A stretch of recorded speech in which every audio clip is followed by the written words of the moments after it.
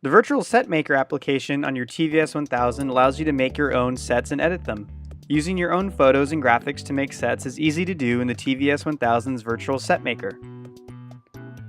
Let's get started and launch our TVS 1000 software. You can choose the Virtual Set Maker, choose your resolution, and start. You default to a new set, so you have to start from scratch. To start, under Layers on the right side, click on the plus button. Here, you can start by adding your studio image. This will be your background image for your virtual set. Your talent, screen, and logos will all be placed on top of this layer. You can customize the file directory, but it's best to make a workflow that you're familiar with. Here, we're going to upload an image that I took inside of a surf shop in Huntington Beach. After you import your studio image, you can import your talent image. You can customize your talent image by uploading your own. To import your own talent image, go to the upper left on the Virtual Set Maker and select Configuration, then Talent Type, and scroll down to Customize. Here you can go through the directory and choose your talent. The talent image must be formatted 16:9, or else it will be squeezed to meet 16:9 aspect ratio.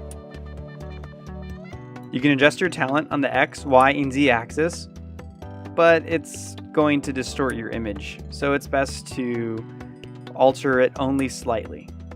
You can resize and adjust the position of your talent. When you're all set, it's ready to move on to the next step. Next, we'll be loading the screen or your B media. The screen will start full screen, so you must make it smaller. Here, I am going to replace an actual TV screen on the real-life location with our virtual screen. This is going to make it a little more believable that it actually fits into the environment.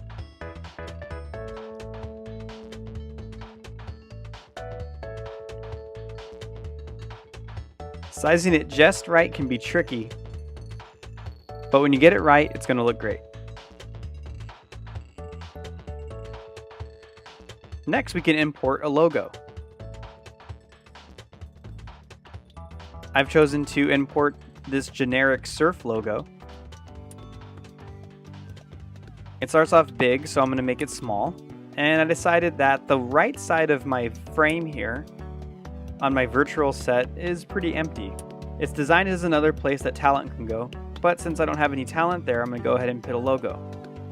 As you can see, I am adjusting the logo to fit the angle of the floor.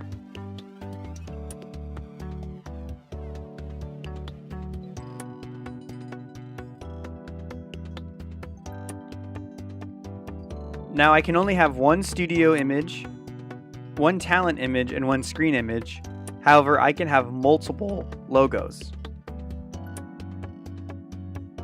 The logos can also just be simple still images, graphics, pictures.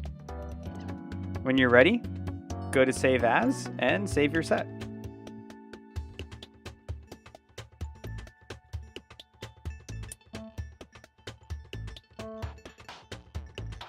When I finish sets, I always load them to make sure that everything came out okay. And while we're at it, I'll make one last alteration to my set to help make it more believable. I'm going to make the logo a more believable part of the set by placing it underneath our talent. To do this, you move the talent up on the Layer tab by pressing on the Up button. And the talent should always be the top layer and the studio image as the bottom layer. Here the talent is keyed on top. The set looks great. I can go ahead and save it. And the next step is to open it up in the Production Live application.